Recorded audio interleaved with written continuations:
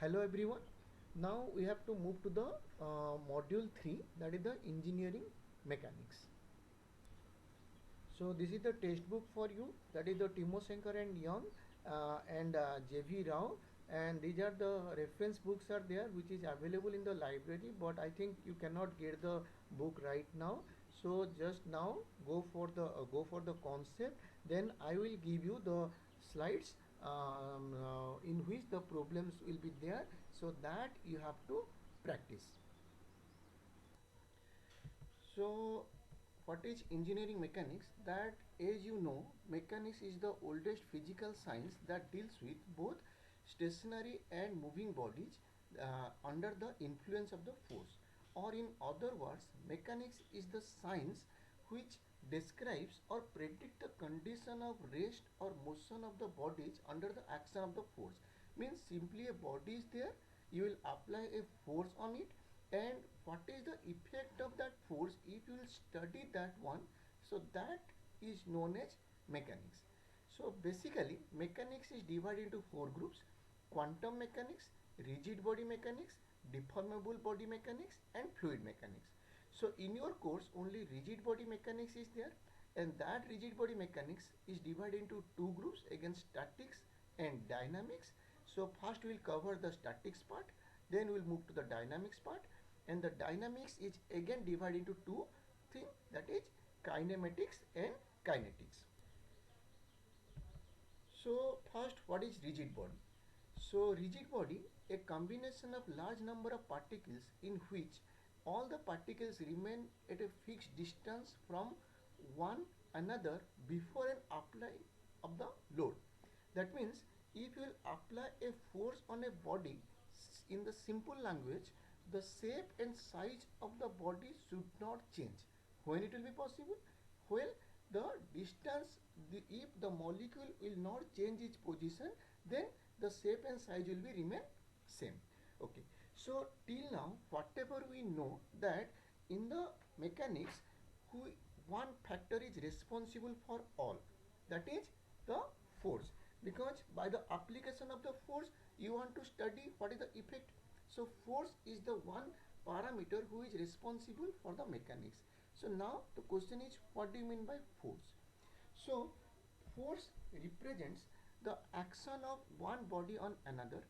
It is defining age an agency which changes or tends to change the position of rest or uniform motion of a body. That means it is simply a parameter or effect which change the body. Suppose a body is at rest condition, so you are applying a push or pull on it. So that in other language it is also known as, the push and pull is also known as a force. Okay, so if I apply a force on a body, so what is the tendency of that force? Whether you want to means the tendency will be whether it is want to change the state of the body. If it is in rest condition, it will try to make it move. If it is a moving body, it is try to make it stop. Okay, so there are some characteristics. That means you want to specify a force completely. So how will you specify force completely? Without specification you cannot define a force completely. That means suppose a body is there, and that body I want to displace it. So question is now that how much amount of force is required, and at what direction I should place it. Suppose here a box is there, and I want to displace it to this position. That means, so the exact amount I have to calculate. If suppose by calculation it is coming 50 Newton. So if you will apply less than 50 Newton, what will happen? It definitely not reach to particular this point. It may stop before that. Or if you will apply more force, it will overshoot the position. That means a magnitude is required. One is the magnitude. Second, the direction. In which direction you want to displace it, whether you want to move left, right, means to whatever direction you want to displace the body, in that direction you have to apply the force. So these two are the important parameter. One more thing is there. What is that?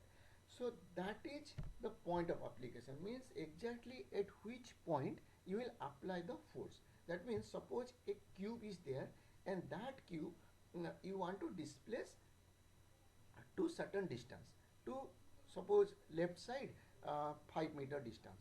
So what you'll do, by taking its mass to by taking its distance, you have to calculate what is the magnitude you require. Okay, similarly you want to move it to left side, so you have to choose the direction also. So I want to put a force of left side direction force. Now point of application. So if you will not put and choose a proper point of application of this force, that means suppose you will apply this force at the corner of that cube. Okay, so if you will apply at the corner cube, will it move? No, it will just twist at that point. But if you will apply the force at the CG of that block, so definitely it will move. So these three are the parameters by which a force can be specified completely. So as in the example, a particle A on which you are applying a 10 Newton force, so that it will move in a direction of 30 degree with the horizontal. In that direction it will move. Okay. Next is force system. So when a mechanics problem or a system has one or more than one force acting on it, it is known as force system or system of forces. That means the force system is divided into these groups. First is coplanar force, another is non-coplanar force. Now the coplanar force is again divided into collinear, parallel, concurrent and non-concurrent.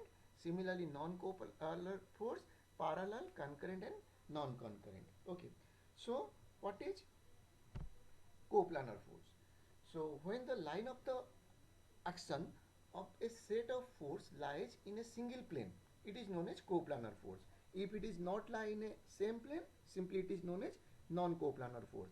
Whether it is in a horizontal plane, if all the forces are acting in the horizontal plane, or all the forces acting in vertical plane. So individually they are known as coplanar force. If you will combinedly take both the horizontal and vertical plane and the forces acting on it, these are non-coplanar force. Now what is this line of action? So line of action is the direction of the force along with a straight line through its point of application, in which the force tends to move a body when it is applied.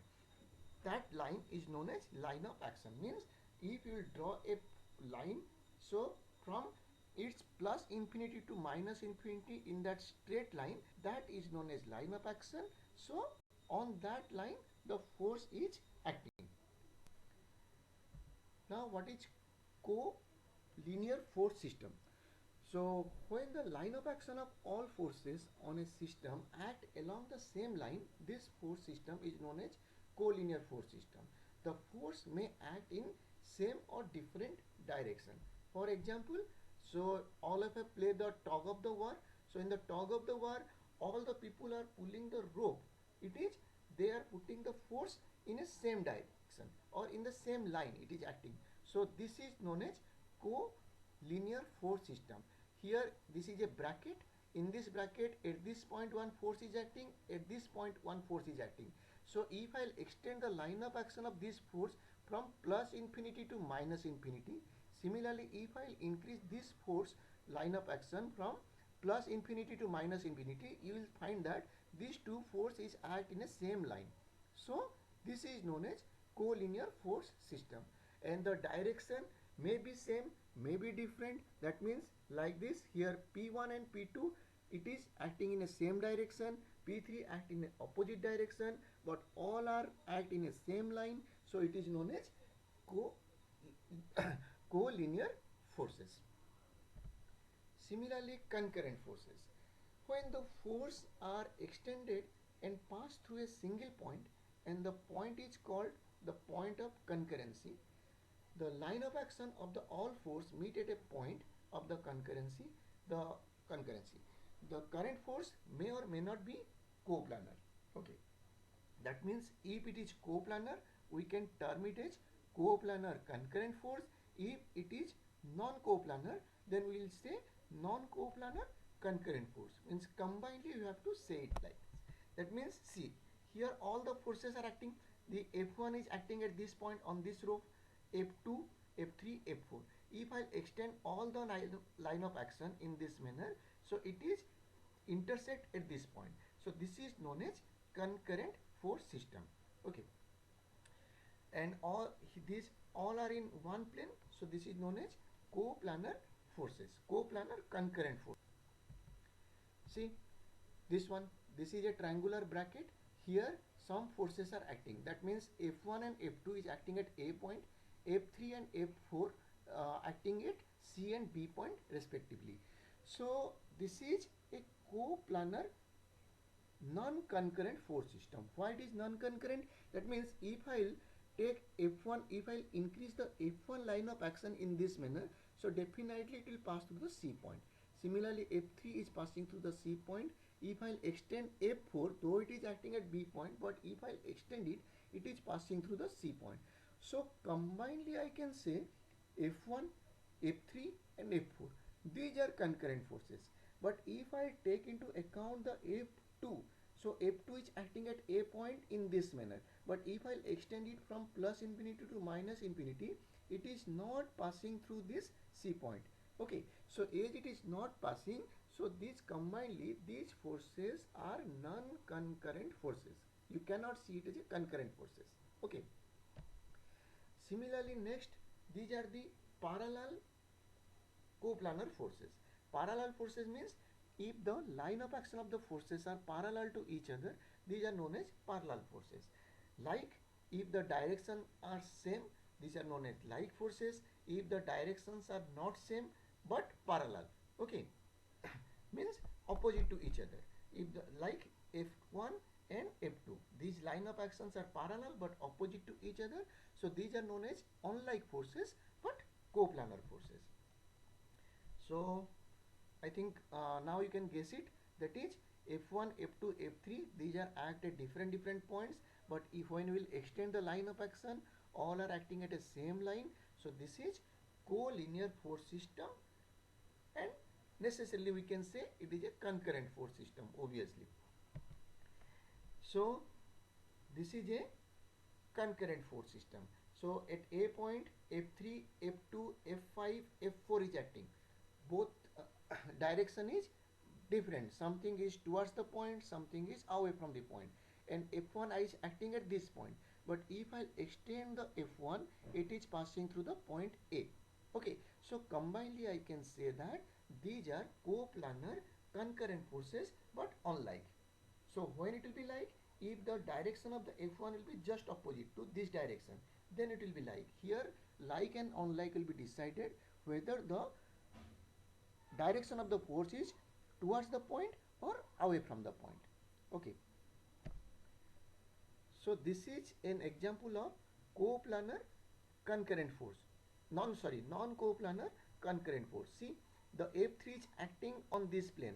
What is this plane? This plane is X and Z plane. Okay, F3 is acting here, F4 is acting in, and F5 is acting, and F2 is acting in this manner. So you can see that all the forces are acting in different plane. So obviously the we'll say it is non-coplanar, but it is all are meeting at this corner of this Q. So this is concurrent force system. Okay. Next is resultant. If the number of forces, suppose P, Q, R, etc., are acting simultaneously on a particle, then it is possible to find out a single force which could replace them. That means the net effect produced by the all forces is whatever, the single force will produce the same effect on the body. So that single force is known as resultant force. Suppose here a small cat or car is there on which two forces are acting, 15 Newton and 8 Newton, which is acting equally opposite to each other, and both 8 Newton and 15 Newton are a collinear force. Now you just tell me that what will happen that if someone is pushing with a force of 15 Newton towards right and someone else is pushing the same car with a 8 Newton force towards the left. So definitely this vehicle will move towards the right side. Okay, and as it is moving towards the right side, definitely it has some velocity. Suppose the velocity is v meter per second. Okay, so now here what we will do, we'll find out the net effect, that is the same car we will represent with a 7 Newton force. So now tell me, if this car will move with a 7 Newton force, and if you will apply 7 Newton force, what will be its velocity and acceleration? Is it the same as the previous one? Obviously yes, it will be moving with the same velocity and same acceleration. That means whatever the effect is producing by combining these two force 15 and 18, the same effect will be produced by this single force. So as it is collinear force, we will just do the vector addition to get it. That means 15 minus 8 is equal to 7 minus 8, because the direction is opposite to the 15. That means here the 7 is the resultant of 15 Newton and 8 Newton. Okay. So when there is a number of forces is only 2, okay, then we can determine that resultant by using parallelogram law or triangle law. So next is parallelogram law. What is the parallelogram law? If two forces acting at a point simultaneously acting at a point or a particle can be represented by its magnitude and direction by the two adjacent sides of a parallelogram. So this OACB is a parallelogram. Suppose I have two forces, one force is F1, another force is F2, and both force is acting theta degree with each other. So if I will, by the help of magnitude and direction, if I place this F1 and F2 in this parallelogram, so the resultant will be the diagonal of this parallelogram passing through the same point. In that manner, either graphically or analytically, I can find out what is the resultant of these two forces. So graphically what to do? I have to take some scales to represent this line OA and OB. Similarly, I have to measure OC is how much. Then I have to do the conversion to get the R. So don't go for the graphical method, but analytically, I think you have remembered this formula which you have already covered at your 12th class or 11th class. So by analytically, if you will derive, we will get resultant is equal to force 1 square plus 4 2 square plus 2 F1 F2 cos theta. So this is the formula to get the magnitude of the resultant, and this is the formula to get the direction of the resultant. That means the alpha degree with the horizontal line or with a single force F1. Okay. So suppose the beta is the angle between the F2 and the resultant. So there is two more formulas there, that is known as sine formula. So this sine formula is very much useful while you are solving the problem. That means if I want to find out what is the sine beta, so you can mark that the beta is the angle between the force 2 and the resultant. So in the equation it is the opposite force, that means force 1 by resultant into sine of theta, that means the angle between the two force theta. Similarly, if I will calculate what is alpha, that is F1 is making with the resultant, so sine alpha is equal to the other force, that means F2 by the resultant into the sine theta, where theta is the angle between the two force. So in this angle. Okay. Next, move to the problem 1. So here the problem is given that two forces acting at an angle 120 degree with each other. The bigger force is 40 Newton and the resultant is perpendicular to the smaller one. So find the smaller force magnitude, that I have to find out. So suppose I will take, this is the force F1, this is the force F2. So let F1 is my bigger force, so I will get the value is 40 Newton, and the resultant is making 90 degree with F2. So obviously this angle is 90 degree. That means which angle? The beta angle is 90 degree. Okay. So how will solve it? That I have to find out what is this angle. What is the smaller force? So smaller force is F2. Now alpha is how much? Alpha is obviously total angle minus 90 degree. That means 30 degree is the alpha. So if I put the formula, inclination formula, tan alpha formula, so alpha is the resultant is making with this F1. That means tan alpha is equal to F2 sin theta by F1 plus F2 cos theta. So if I'll put the values, so I will get F2 is equal to 20 Newton. So here I cannot apply the sine formula right now, because if I put the sine formula, I should know what is the value of this R. If I know the R, then I can put the sine formula. As in this question I don't know the resultant value, so I cannot use that sine formula. So by this tan alpha formula, I can get out what is the value of the smaller force. Similarly, the next question is, this is a boat which is moved uniformly in a canal by pulling two horses. So let the horses are putting P force and Q force, whose value is 890 Newton and 1068 Newton. And the inclination between these two forces alpha is equal to 60 degree. Okay. So determine the magnitude of the resultant. So this is the resultant. So how I will get the resultant? So directly I can put the formula, that is R is equal to P square plus PQ square plus 2P cube cos theta root over. So if I will put the values, so directly I will get what is the value of this resultant R. Okay. Now next it is asking what is the inclination of the forces with the resultant. So here I can put the sine formula, two more sine formula. So here is the beta degree is the angle made by the P force with the resultant, means the formula will be what? The other force, that means Q by R sine alpha. So here Q is given 1068 Newton, R we have calculated 1698 Newton, alpha is the angle between the two force P and Q, that is 60 degree. So if I put the values, I will get beta is equal to 30 degree. Okay. Similarly, if I will calculate sine gamma is equal to how much? Gamma is the angle between Q and R. So it is the other angle, that is P by R sine alpha. So here again if I put the values, I will get gamma is equal to 26.99, that is equal to 27 degree. That is the value of the gamma. Okay, next moving to the next problem, that here a bolt is there at A and on which two forces are acting. One is 40 Newton and 60 Newton by a sawmill. Suppose you are pulling with a rope or something like this, and the angle between the 40 and 60 Newton is 25 degree. Okay, and the P force is making 20 degree with a horizontal. So what is the resultant, and we have to find out what is the direction of that resultant. So now just tell me that what is the direction of the resultant, or at which point you will get the resultant. So obviously you will get the resultant in between the P and Q force. So you will get the resultant like this. Okay. So now this is your job, how to calculate the resultant. So put the formula. So you will get the resultant is equal to around 98 Newton. Okay.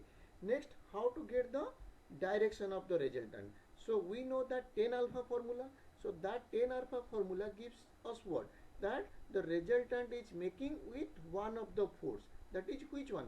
Suppose this angle is alpha. That means the resultant is making alpha with the 40 Newton force. So the resultant is how much acting with the horizontal? So it is alpha plus 20. So calculate it, you will get 35.4 degree. So just solve the problem and check your result. Okay. Next, moving to the next concept, that is principle of transmissibility. So principles of transmissibility is the state of rest of motion of a rigid body is unaltered if a force acting on the body is replaced by another force of the same magnitude and direction but acting anywhere on the body along the line of action of the applied force. Or in other words, the point of application of a force may be transmitted along its line of action without changing its effect of force on any rigid body to which it may be applied. For an example, suppose I have these three any arbitrary body. So in the first arbitrary body, here I have applied a force at point A. The amount of force is suppose F, and this dotted line shows you the line of action of that force. Similarly, in this body, I put the force instead of at A point, suppose I apply it at B point, and at this point I'll apply at C point. So now what do you think? Whether the effect of all these three body will be same or different? So obviously it is same. That means the net effect whatever you will get by applying the force at A point, so the same effect you will get by B point, the same effect I will get if I apply the same amount of force at C point.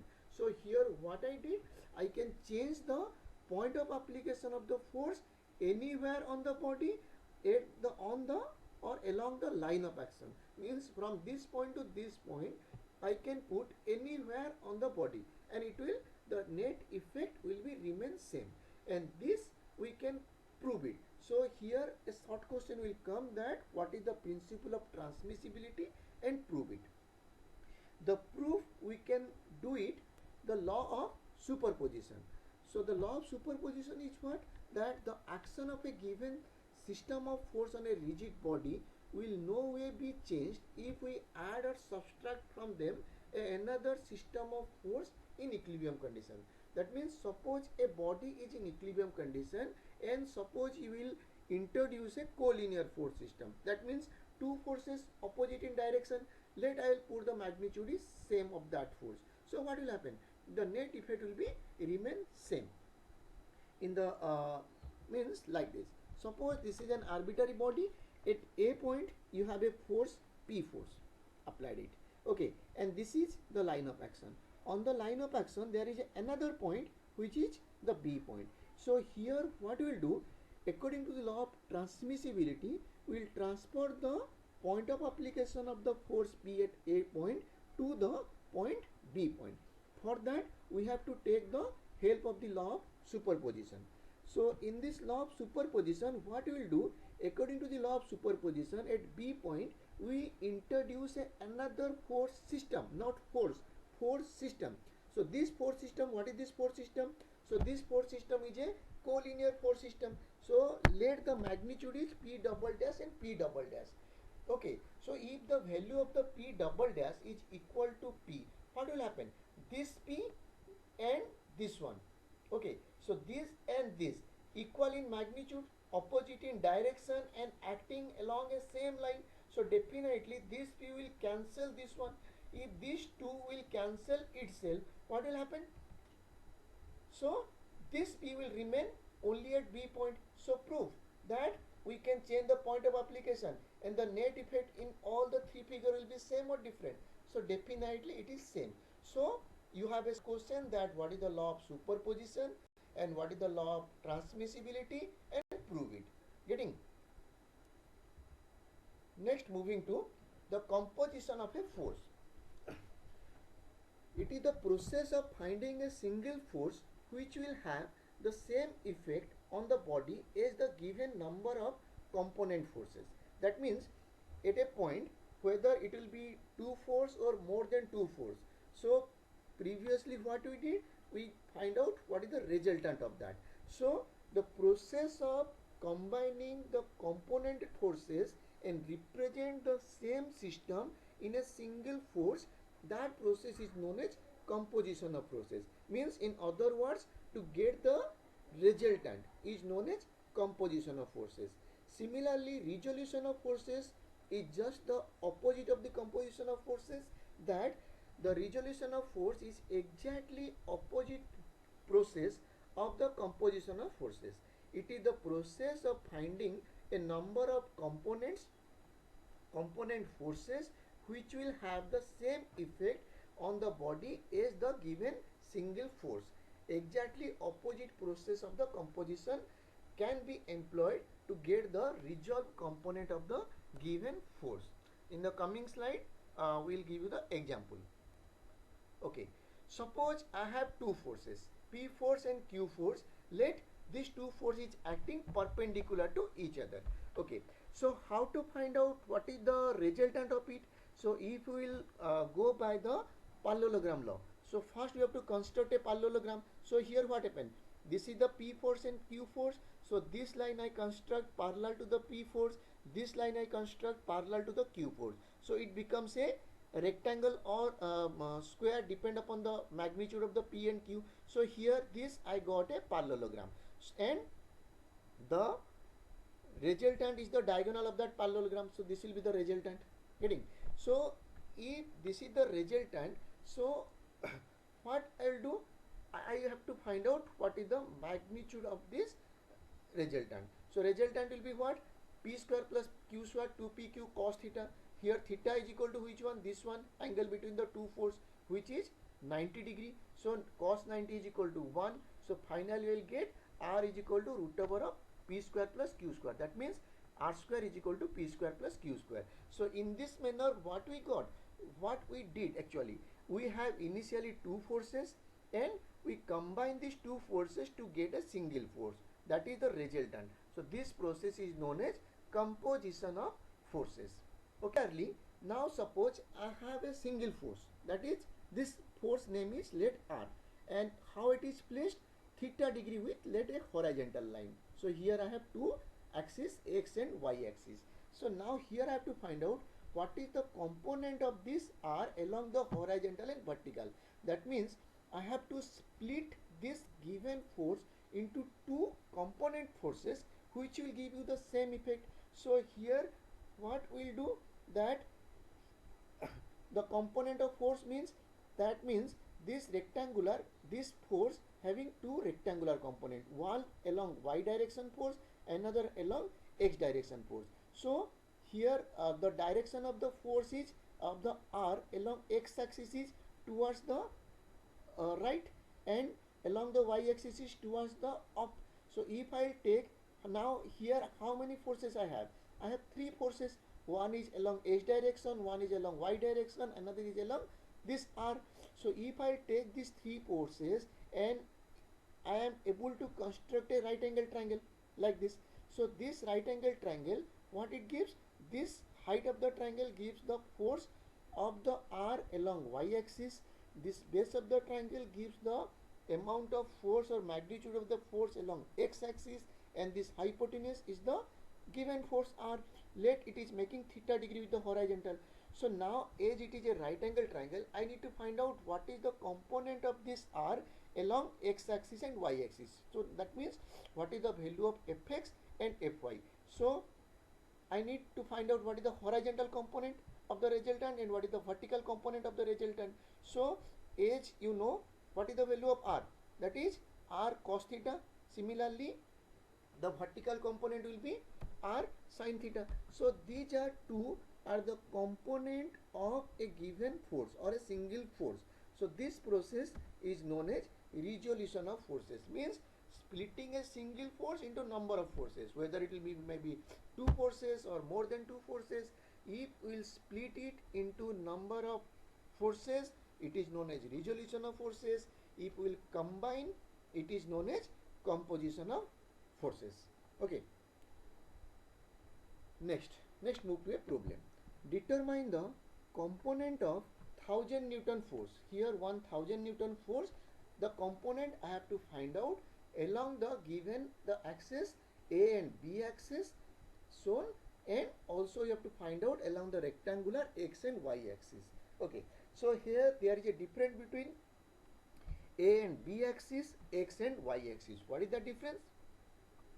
That difference is, while I am talking about the axis x and y, so here you can mark that the x and y axis is mutually perpendicular to each other.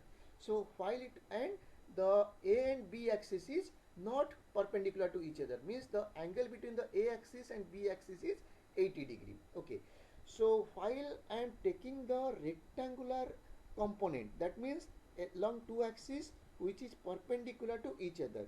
So as for the previous slide, so here how many forces I have? Three forces: y component force, x component force, and the given force. So I can take these three force and I can create a triangle. So in that triangle, as per the previous slide, I can find out what is the value of fx and fy. So it will be definitely 1000 cos 30 and 1000 sin 30. So just remember a thumb rule and blind rule, that in that triangle, okay, one will be definitely cos component, another will be definitely sin component.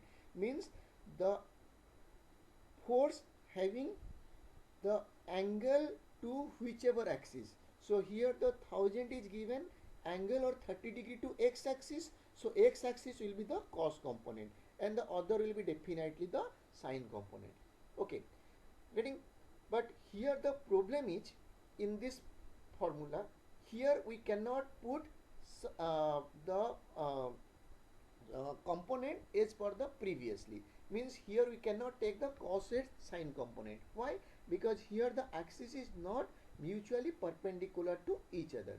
That means this is simply will calculate as we did initially for the resultant, to calculate the resultants. Okay, so here this red line, that is the 1000 Newton, is the suppose the resultant, and the component along a axis is suppose FA. The component of this 1000 Newton along B axis is suppose FB. Okay, and it is given that the 1000 is making 30 degree with A axis, so definitely with B it will add 50 degree. Okay, so how to solve this one? So while the axis is not perpendicular to each other, I think all of you remember this sine formula, that is sine beta and sine alpha formula. Suppose this is your sine beta and this is your sine alpha. So if I put this formula, so what I'll get? Sine 30 degree. Suppose beta is equal to 30 degree. So 30 degree is making with whom? FA. So the other force. So other force by the resultant, that is 1000 into sine of the total angle, sine 80. So the force B or the component of the 1000 along the B axis is FB is equal to 507.7 Newton. Similarly, if I put the sine alpha formula, here alpha is equal to let 50 degrees, so 50 is making with FB, so the other force FA by 1000 into sine 80 is equal to 777.86.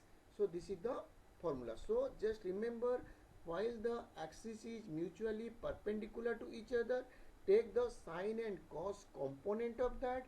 While the axis is not mutually perpendicular to each other, take the sine formula to solve the problem. Okay, so now this is two axis, x and y axis.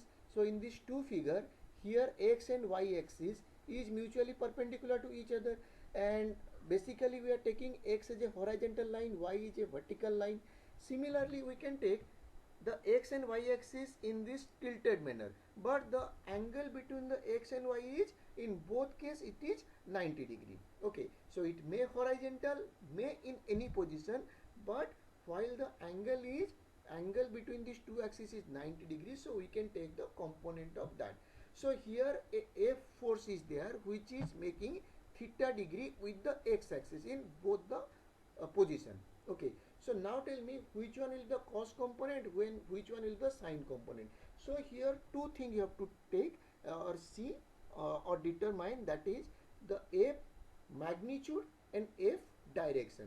So F's magnitude along x axis and F magnitude along y axis will be Fx and Fy in both the case. So I need to find out the value.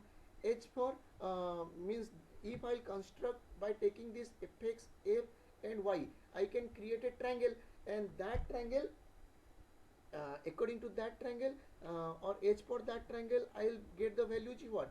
Fx is equal to F cos theta and Fy is equal to F sin theta. Okay, because in this right angle triangle, if this is the hypotenuse and this is the inclination, so what will be the base? The hypotenuse cos theta, that is F cos theta, and what is the height? Hypotenuse sin theta, that is F sin theta in both the case. So that's why I told you that when just instead of calculating every time, just remember a blind rule that angle is given to whichever axis, that is cos component, and the other will be the sine component. In this figure, here the same position, but here the angle is alpha degree with the vertical. So again the F will be F having two component, one along x direction, another along y direction. Okay, so what will be that component? Just tell, then I will show you the result. So F direction is what? The direction is towards right, and the means along x axis, and here the direction is towards up. Okay, so the y component will be definitely cos component. So alpha is given towards the y axis, so it will be y will be the cos component, x will be the sine component. Getting? So in this manner you have to find out the magnitude, and for the direction what to do, just fix this point and rotate the arrow mark of the force towards the x and y axis. So it will give you the direction. Like if I rotate towards the x axis, the direction is towards right. If I rotate towards y axis, the direction is towards up. Okay. The next problem is that a force of 800 Newton is acting at a point in this manner 35° with the horizontal. So you have to find out what is the horizontal and vertical component of the force. So whenever it is acting the horizontal and vertical component, that means what? So definitely the axis must be a perpendicular axis. That means a horizontal x-axis and a vertical y-axis. So here what we will do, that first we will draw these two axes at that point. So at this point 800 Newton force is acting. So now I have two axes, x and y axis, which is mutually perpendicular to each other. Okay. So now just mark that this A force is lie in which quadrant? So obviously in the second quadrant. This is your first quadrant, second quadrant. In the second quadrant it lies. Okay. So when I'll find out the component of this F force, so it will be the vertical component. So what to do? Just rotate this arrow mark towards the y-axis. So the component will be what? Towards the up. Similarly, rotate this arrow mark towards the x-axis. So the direction of the force will be towards the y-axis. Okay. So now I have the horizontal component whose value is suppose fx, and the vertical component whose value is suppose fy. So now I need to find out what is the value of fx and fy. So now in this quadrant system, always remember the magnitude of the force depend upon the direction. That means if the magnitude of the force, direction of the force directed towards up, it is positive. If it is directed towards right, it is positive. If it is directed towards left, it is negative. If it is directed towards down, it is negative. That means now just tell me that the component of this 800 in the y-axis, it is directed towards up or down. So definitely up. So what will be its value? It will be positive. Similarly, the direction of the 800 Newton towards the x-axis will be towards left. So the magnitude will be definitely negative. Okay. So now tell me which one is the cos component, which one is the sine component. So age 35 is given towards the x-axis. Okay. So definitely x will be the cos component, the y will be the sine component. Okay. So here I have to take minus sign because the fx is directed towards the left. So the value of the fx is 800 cos 35 minus 800 cos 35, and the y will be plus 800 sin 35. So remember these two things, that the magnitude depends upon the direction. If it is directed towards right and upward, let take it positive. If it direct towards down and towards left, let take it. Okay, the next problem is a man pulls with a force of 300 Newton on a rope attached to a building as shown in the figure. So at this point a rope is there and the man is pulling it. So on this rope how much force is acting? 300 Newton force. So you have to find out what is the horizontal and vertical component of this force. So here at this point first you have to take the axis. So horizontal and vertical axis. So this is your horizontal axis and vertical axis. So if I take the axis x and y axis, so here now I have to find out what is the first direction of this component of 300. So what to do? Just rotate it towards x-axis. So the direction will be towards the right and the value is will let fx, and rotate it towards the y-axis. So the value will be fy and the direction is down. Okay. So here the alpha is given, this one alpha. So we will find out the value of alpha. So now tell me what is the magnitude of this fx. So definitely one will be cos component, other will be the sine component. So the cos component is which one? Fx or fy? So the alpha is given towards the x-axis. So x will be the cos component and y will be the sine component. So that means the x component will be 300 cos alpha and the y will be 300 sine alpha. And what will be the positive and negative? That the 300 is acting towards the right, so the value will be positive. The 300 will be here acting towards down, so the value will be negative. So now how to find out alpha? So definitely here you can say that it's a right angle triangle. In this right angle triangle, from this point to this point, the value is given how much? 8 meter. From here you can find out, and here to here 6 meter. So the cos alpha is equal to 8 by AB and sin alpha is equal to 6 by AB.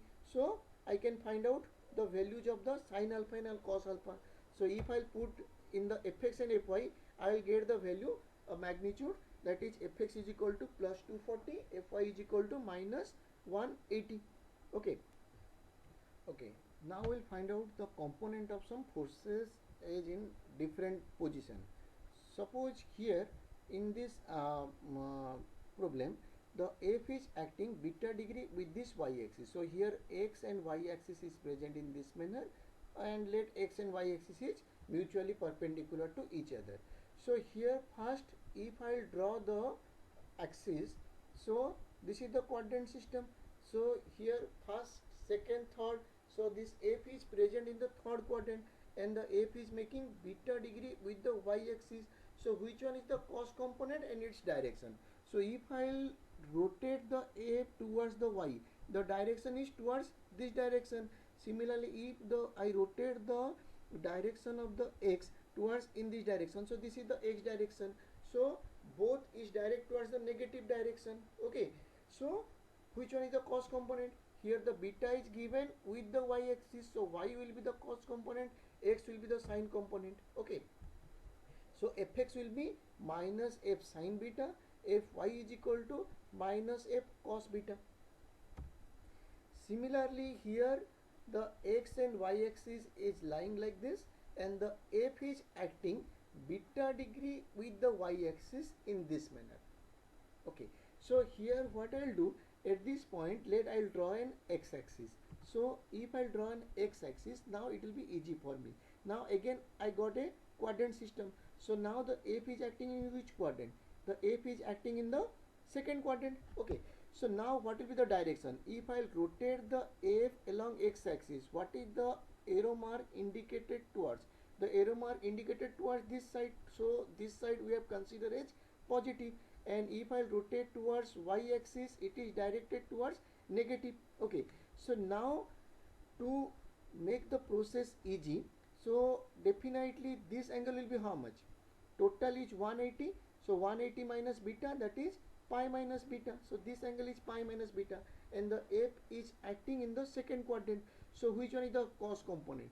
Definitely the y will be the cos component, but negative because it is acting towards down, and the x will be the sine component, positive because it is acting directed towards this positive direction. So I will get fx is equal to sine this theta, which is equal to pi minus beta, and fy is equal to minus f cos pi minus beta. Similarly, here the f is present beta with this x axis. In the same manner, if I draw the axis, now again it is in second quadrant, so definitely the value is be this one. So fx is acting towards down, so it will, and the beta is given towards the x axis, so it will be f cos beta, and in towards, if I rotate to y, it will be direct towards the positive side. Okay. So always just carefully observe the arrow mark towards which direction it indicates. Okay. So it direct towards positive side, so it will be sine beta. Now in this problem, the f is acting in this manner, alpha degree to this line, and this line is beta degree with the x axis. Okay. So if I simply put an x and y axis at the point of application, this f force, I'll get this one. So now what will be this inclination? Definitely beta minus alpha. So if I'll get this is beta minus alpha, now easily you can say that the both x and y component will be positive, because the x component is direct towards right and the y component will be direct towards up. So both will be positive and the inclination is given towards the x axis. So x will be the cos component and the other will be the sine component. Okay, so find out the component of each force. So here I have three forces are there. 600 Newton, that is acting 35 degree with this horizontal line. The 500 Newton it is acting, the inclination is not mentioned but a symbol is given. From this triangle we can find out the inclination. And the 800 Newton is acting like this. Again some distances are given, so from these distances we can find out what is the inclination of this 800. So we will go one by one. So suppose first I will only consider the 600 Newton and draw the x and y axis. So this will be the x and y axis. So this x axis component will be suppose F1x because force 1, the x component will be F1x and the y component will be F1y, and the inclination is given towards the x axis 35. So which one is the cos component? Definitely the x will be the cos component and y will be the sine component. So this is the value. Okay. Similarly, if I will consider the 500 Newton. So in the 500 Newton, again I will put the x and y axis. So x component direction, just rotate this 500 towards the x axis. So it is directed towards left. Rotate the 500 towards the y axis. So it will be directed towards the up. Okay. So now I got the direction of this two component of this 500 Newton. Now I need to find out the inclination. Suppose this angle is theta or alpha, whatever. So how to get it? From this triangle. So if I take this is a triangle where this side is 3 meters suppose and this is 4 meters. So obviously hypotenuse is 5 meter and this inclination is theta. So the cos theta will be how much? 4 by 5 definitely, and sin theta will be 3 by 5. So now if I find out what is the magnitude of the component, so x component will be what? Cos or sine? So definitely it will be cos because the theta is given towards the or with respect to the x axis. So x will be the cos component, y will be the sine component, but x is directed towards the negative side, so it's minus. Y is direct towards up or positive side, so it should be positive. Okay, so sometimes instead of given the angle directly, you have to find out in this manner. A symbolize is given. Now come to the third one. So in the third one, the F is acting in the which quadrant? In the fourth quadrant, in this manner. Okay, so now suppose this 800 is acting alpha degree with this vertical line. Okay, so I need to find out. So here if I'll consider a triangle, so this triangle is coming from here. So from here drop a vertical line up to this B point. From the B point draw a horizontal line. So you got a right angle triangle and AB is suppose 800 Newton. So now in this triangle, so this distance will be how much? 0.4. From here to here 0.1 meter. From here to here it will be 0.3 meter. So total is 0.4 meter. And from here to here how much? Total is 0.4 minus 0.2. So this distance will be 0.2. So this is 0.4 and 0.2. So I can get alpha is equal to how much? That is alpha is equal to tan inverse 0.2 by 0.4. So 26.6 degree. So I got the alpha. So now once you got the alpha, now find out what is the direction of this 800. Rotate towards x axis, it is directed towards positive side. Rotate towards y axis, it is directed towards negative side. So now decide which one is the cos component and which one is the sine component. So alpha is given to which axis? To y axis. So alpha is as it is given towards y axis. So definitely the y component will be the cos component, other component will be the sine component. Now positive and negative side, this is towards right side, so positive, this force is acting towards down, so negative. So F3 is equal to F3x component will be F3 sine alpha, F3y is equal to minus F3 cos alpha. So this is the value.